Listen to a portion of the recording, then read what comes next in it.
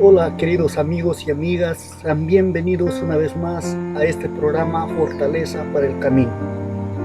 Recuerden que también subimos video a Facebook en la página que lleva también mi nombre, Segundo Avelino Ruiz Ramos. Pueden buscarnos y encontrarnos algunos mensajes para los que utilizan más Facebook. En esta oportunidad tenemos un mensaje muy importante. Vamos a empezar con la oración antes de empezar con esta meditación. Padre Celestial que estás en los cielos, en este momento aquí, Señor, con mis amigos, con las personas que están escuchando este mensaje a través de la red social, te suplico, Señor, que bendigas a esta persona y bendigas este momento que va a ser muy especial porque vamos a estudiar tu palabra. Que tu palabra, Señor, pueda nutrirnos, pueda fortalecernos, pueda darnos la capacidad de enfrentar a la vida con alegría. Pero también, Señor, que tu Espíritu Santo trabaje en nuestros corazones, transformándonos, Señor. En el nombre de Jesús te pido. Amén. El mensaje para el día de hoy está en el libro de Amós, el capítulo 6, versículos del 1 en adelante.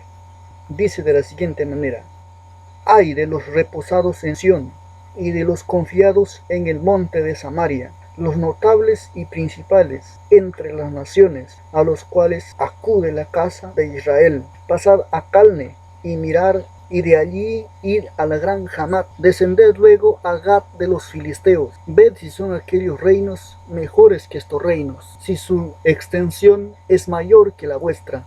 Oh vosotros que dilatáis el día malo, y acercáis la silla de iniquidad. Duermen en camas de marfil, y reposan sobre sus lechos, y comen los corderos del rebaño, y los novillos de en medio del engordadero. Gorjean al son de la flauta, e inventan instrumentos musicales como David. Beben vino en tazones, y se ungen con los ungüentos más preciosos, y no se afligen por el quebrantamiento de José. Queridos amigos, si bien es cierto, este mensaje que acabamos de leer, esta porción de la Biblia, tenía que ver con el pueblo de Israel, pero también se puede aplicar para nuestro tiempo. Imaginémonos el pueblo de Israel, cuando fue tomado para ser el pueblo de Dios, y hemos dicho varias veces en este canal, fue tomado como una tribu, era un pueblo pequeño, eran personas que no eran tan diestros para la guerra, eran personas de bajos recursos económicos incluso, pero después el Señor les fue bendiciendo, Dios fue ayudándoles, fortaleciendo, y llegaron a poseer la tierra de Canaán y llegaron a ser uno de los reinos más grandes de la tierra de ese entonces. Por decir, ellos estaban tratando casi de igual a igual, especialmente en el reino de Salomón, con las potencias del mundo en ese entonces. Pues la necesidad a veces nos lleva a Dios, pero cuando hay abundancia, cuando hay cosas y no hay mucha aflicción, lamentablemente uno se contenta con las cosas y empieza a contentarse, empieza a conformarse, empieza a reposar sobre algo. En esta oportunidad vemos que Dios le está hablando al pueblo de Israel a través del profeta Amós y le dice: ay de los reposados en Sión. ¿Qué quiere decir reposados? Reposados quiere decir que están contentos, o quiere decir que están atenidos, sostenidos en ese monte. ¿Y cuál era el monte Sión? El pueblo de Dios en ese entonces, la ciudad de Jerusalén. Era el monte santo de Dios, el lugar que Dios había elegido para su morada. Los hijos de Israel en algún momento se desviaron, en algún momento no obedecieron a Dios. Se desviaron de Dios y empezaron a hacer cosas inadecuadas. En esta oportunidad vemos que ellos estaban reposados en Sion. El cristianismo actual también quizás está así, confiado en la iglesia, confiado en que tiene grandes catedrales quizás, confiado en que tiene solvencia económica todavía, está confiado en todo. Hoy por hoy el cristianismo no es aquel cristianismo primitivo de los apóstoles que buscaba sustentarse de alguna u otra manera. No es el cristianismo que prácticamente vivía de cosas pequeñas. El cristianismo actual tiene grandes catedrales, El cristianismo actual tiene grandes equipos de sonido. El cristianismo actual, casi todos los cristianos en las grandes ciudades andan en carros, andan bien vestidos. Y no hay nada de malo en eso. No hay nada de malo en eso, en que tú tengas, en que prosperes. Pero la historia del pueblo de Israel nos dice, y según esto nos habla este texto, que ellos estaban confiados en el monte de Samaria. Estaban reposados en Sión y confiados en el monte de Samaria. La iglesia se convierte en nuestra confianza cuando nosotros, por el simple hecho de ser iglesia, estamos confiados en lo que hemos logrado y en lo que hemos obtenido. Empieza nuestra decadencia. ¿Y qué era el monte de Samaria? El monte de Samaria, pues ustedes saben, con el tiempo, se dividió el lugar de Jerusalén, el reino del sur y el reino del norte. Se dividió Israel. Llegó a ser Judá e Israel. La capital de Israel estaba en Samaria y la capital de Judá estaba en Jerusalén. Entonces, pues unos estaban confiados en la capital de Judá y otros confiados en la capital de Israel. Pero no solamente estaban confiados en eso, sino también estaban confiados, dice, en los notables y principales entre las naciones, a los cuales acude la casa de Israel. Sabes, el hecho de que muchas de las veces nosotros llegamos a tener y construir cosas, quizás estoy hablando a una persona que ya tiene un título profesional o ya está por alcanzarlo. A veces quizás un poco confías en eso, en que ya vas a poder tener una carrera, ya ganas un dinero y bueno, muy diferente. A veces se ve a jóvenes, señoritas, cuando recién terminan la secundaria, están en la iglesia, son bien humildes, respetan, saben ayudar, pero conforme van avanzando en la carrera universitaria, van adquiriendo destreza en la vida, como que van perdiendo esa esencia. Y eso quizás pasó con el pueblo de Israel. Cuando la iglesia pierde esencia, cuando se acostumbra a las grandezas, cuando hay acomodo, empieza la decadencia. Y el cristianismo actual está sufriendo eso, una decadencia bien grande. Y se daban los lujos. Estas personas, los israelitas, se daban los lujos, porque Dios les había acomodado en un buen terreno, les había dado lo mejor. Pasad a Calne y mirad, y de allí id a la gran Hamat, descended luego a Gat de los filisteos, ved si aquellos reinos son mejores que estos reinos. Porque los israelitas habían recibido la mejor tierra, la tierra que fluye leche y miel, la tierra que era mejor que todos los reinos de ese entonces. Y a veces confundimos protección divina con consentimiento divino y adulación divina. Una cosa es que Dios te proteja la salud, te protege el hogar, la familia, te proteja tus pertenencias, te protege todo y estás en la iglesia, pero ¿para qué? Asistes a una iglesia los sábados, los domingos, los miércoles, pero ¿para qué? Esa pregunta puede parecer redundante y tonta, pero sin embargo, he descubierto que hay mucha gente que está en la iglesia y no saben ni siquiera por qué están en la iglesia. Algunos están en la iglesia porque simplemente el sábado tienen que pararse al frente y exponer una clase bíblica. Algunos están en la iglesia porque simplemente tienen que barrer, limpiar, hacer un culto, disfrutar y listo. Pero ¿cuál es el objetivo real? Si miramos a nuestras raíces como cristianismo, nos vamos a dar cuenta que no podemos compararnos con Pablo, con Pedro, con todos esos grandes hombres y personajes de la historia del cristianismo. Pero sin embargo, si nosotros practicáramos de la misma forma como ellos practicaron la fe, nuestra experiencia cristiana fuera diferente y fuéramos cristianos realmente productivos. Yo quisiera que te confrontes con esas tres preguntas en este momento. La primera, ¿de dónde te sacó Dios? Porque habemos muchos que ni siquiera sabemos de dónde salimos, ni a dónde vamos. ¿De dónde te sacó Dios? Y la segunda pregunta sería, ¿cómo está tu vida espiritual?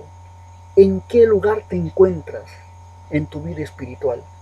Y en tercer lugar sería, ¿para qué estás donde estás? ¿Para qué estás donde estás?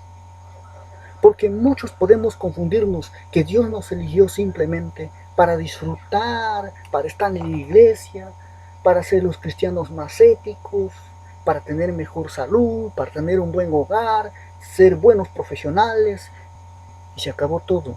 Eso es lo que le sucedió al pueblo de Israel.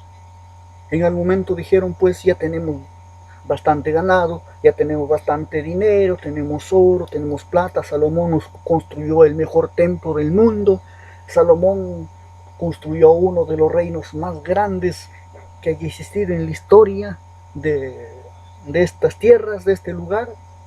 Salomón es el hombre más sabio, pero queridos, muchas de las veces la grandeza es que aparta de Dios.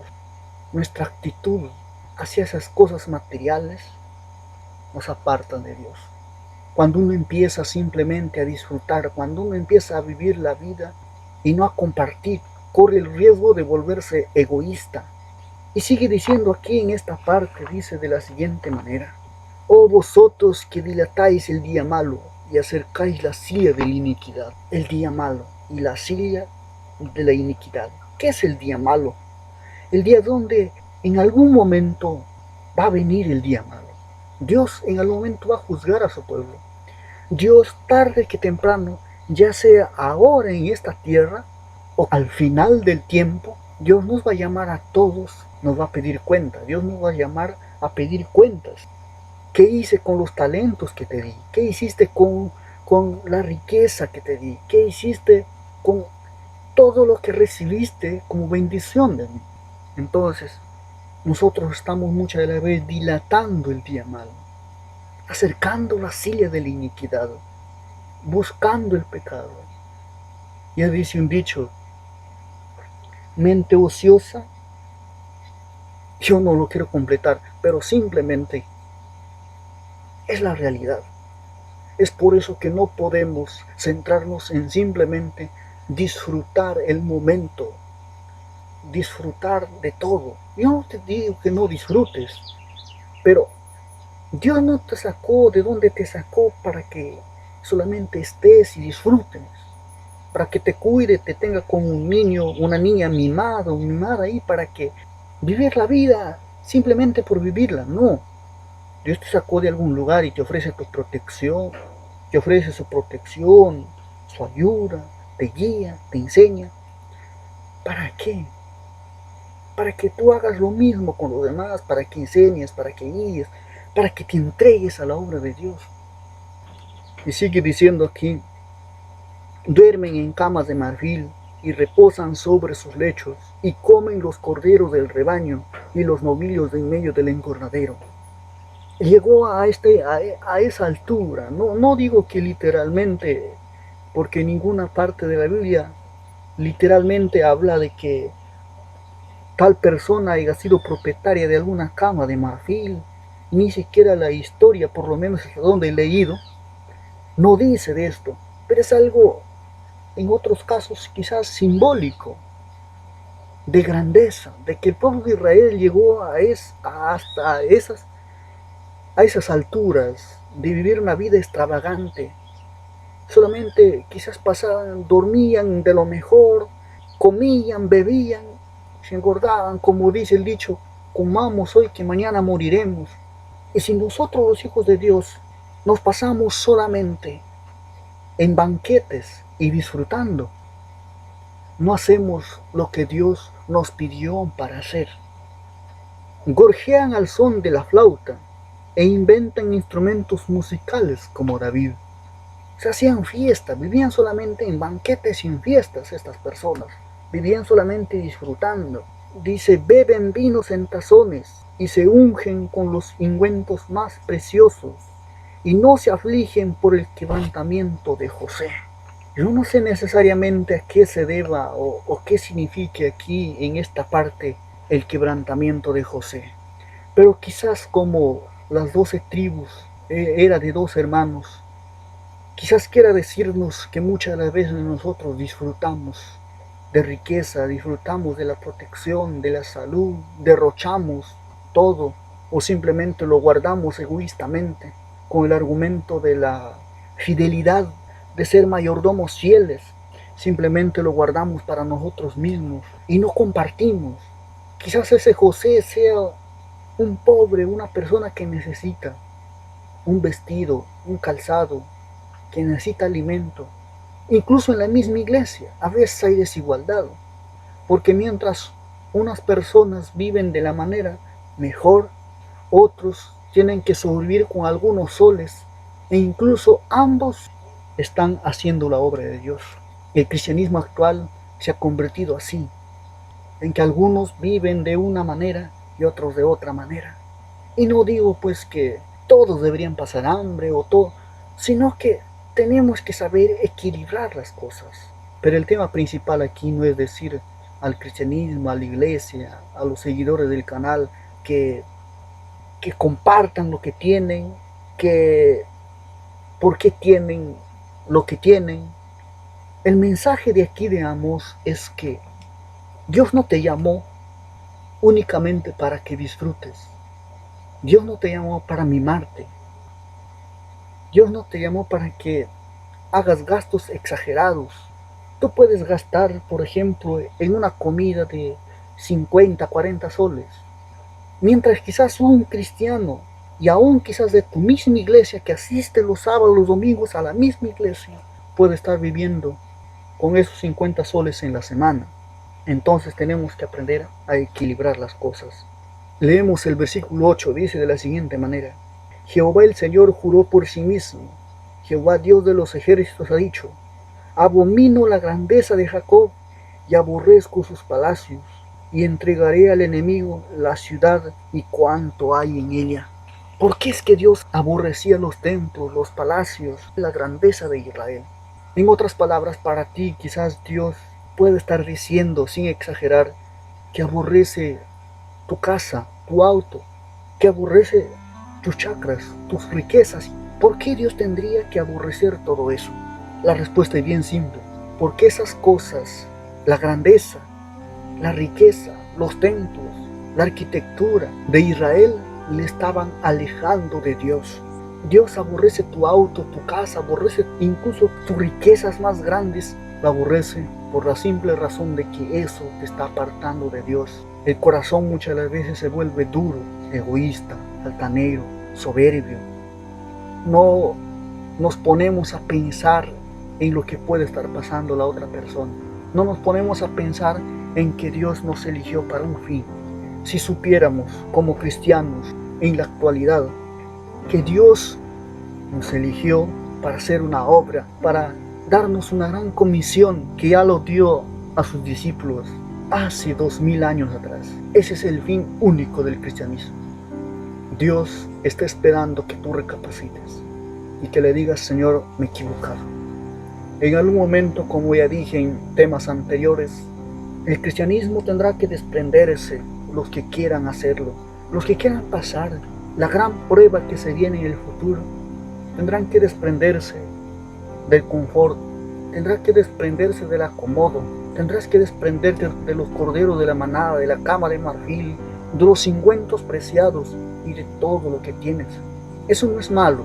Lo malo es que eso te aparte de Dios y desvíe del verdadero objetivo para el cual Dios te llamó a su pueblo.